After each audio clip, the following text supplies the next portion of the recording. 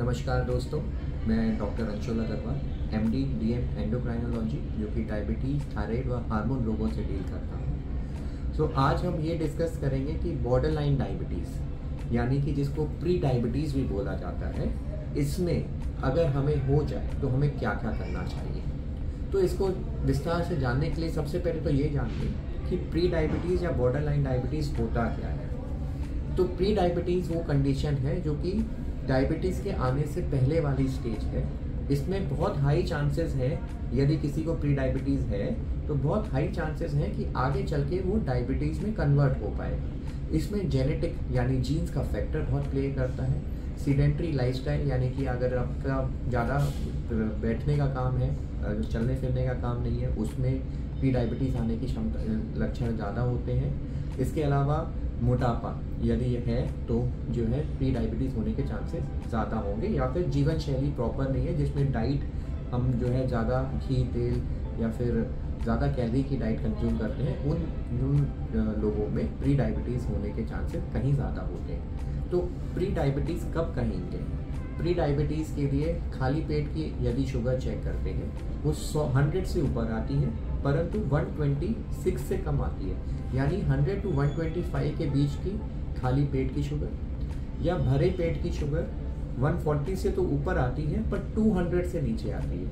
140 to 200 के बीच की sugar, या फिर 3 मंथ्स का एवरेज ब्लड शुगर यानी कि HbA1c, वो यदि 5.7 से 6.4 के बीच में आता है तो प्री डायबिटीज़ की कंडीशन कही जाएगी।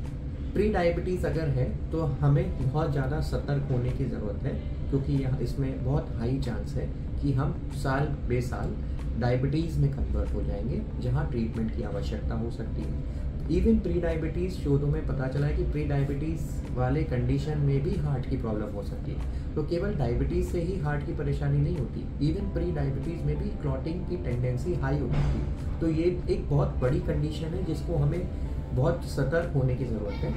मेन ट्रीटमेंट प्री डायबिटीज़ में क्या है कि हमें प्रॉपर डाइट एक्सरसाइज करने की आवश्यकता होती है। लो कैलोरी फूड को कंज्यूम ज़्यादा करें, हाई कैलोरी फूड को कंज्यूम कम करें।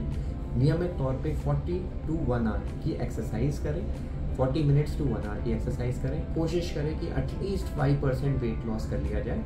10 to 15% तक कर सकते हैं तो ये प्री डायबिटीज़ रिवर्स होकर ज़ीरो भी हो सकती है।